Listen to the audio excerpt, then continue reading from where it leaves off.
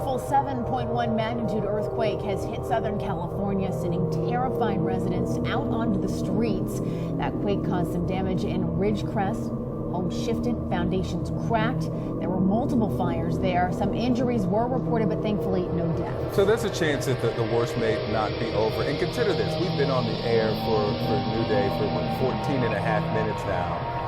And in those 14 and a half minutes, there have been 11 aftershocks, the strongest 3.5 magnitude. Experts say that there is a chance that a stronger earthquake, stronger than 7.1, could hit Southern California in the next few days. We have never seen a sequence like this suddenly stop, right? So the aftershocks will continue. It's following a pretty traditional pattern, but on the high side. So if you know, how many aftershocks will you get to a 7? Some of them have just a small number, some of them have a lot. We're on the upper 50 percentile. And this is definitely a robust sequence, but it's far from unprecedented. It's just on the high side of average. And Lucy, can you discuss the aftershocks again, the size of them and how many we've had? Okay, so far we've recorded 2 that are above magnitude 5, 16 above magnitude 4, and over 50 that are above magnitude 3. And the chances of another 7+ in your mind?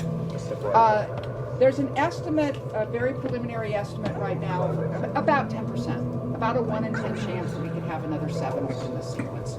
That's calculated for the next week. And what about the 6 and the 5, please? What about the 6 and 5? Okay, so the chance of something bigger than 6 is actually a bit over 50%. About 1 in 2, a little better than 1 in 50-50 chance, and the chance for 5s is approaching certainty. It would be extremely unusual if we didn't have another 5. Typically within 3 days, right? 3 days. These estimates are all for a week. All right, so the most likely time is right now. The other thing to remember, the way they die off with time, and we were seeing it after the 6, and it seems to be, we seem to be getting into the die-off period here on the 7. Whatever number you have in the first 24 hours, the next 24 hours will have about half that many. And the next 24 hours will have about a third that many, etc. So the 10th day will have 1/10 as many as we have on the first day. And what that means is it will go down pretty quickly, and then we'll have a really long tail where it will continue to have the risk for quite a while. The last time we've had earthquakes of this size, we were seeing significant aftershocks for more than a year. All right, so there was some more about the aftershocks. We're going to bring in meteorologist Ivan Cabrera, and we want to update you. We've now had 13 aftershocks since New Day started 17 minutes ago. So that's what's going on out in California. Help us understand, Ivan, the magnitude of this quake and then what people can expect both today and in the coming days. Right, yeah, I want to break that down for you. In fact, we've got just a few more, and so we're getting one about every few minutes here, and that's just going to continue. But as Lucy mentioned there, they are going to be below 7.1, assuming, and this is big, assuming that the 7.1 is the main quake, because we had a less than 10% chance of a greater than 6.4 happening, and here it is, right, at 7.1. By the way, this is a huge deal. This is the way they're categorized. The 6.4 was a strong earthquake. This was a major earthquake, anything above 7, and those don't happen that often, not just in California, but across the world. They are in the single digits as far as how many we get.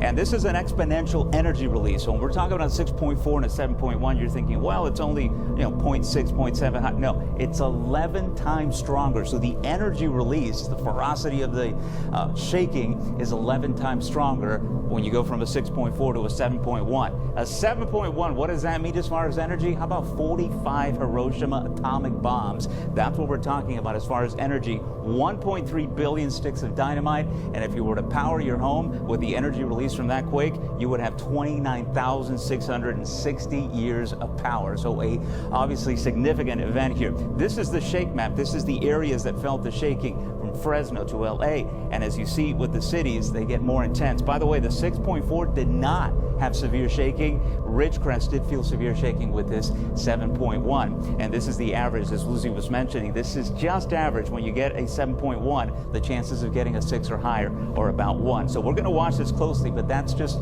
an average here. That can change rather quickly.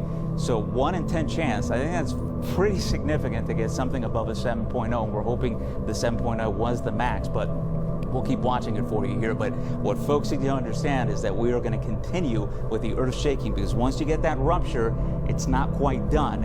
And when it's not quite done, we're talking about those aftershocks that could continue for weeks and months, though they decay in frequency and intensity.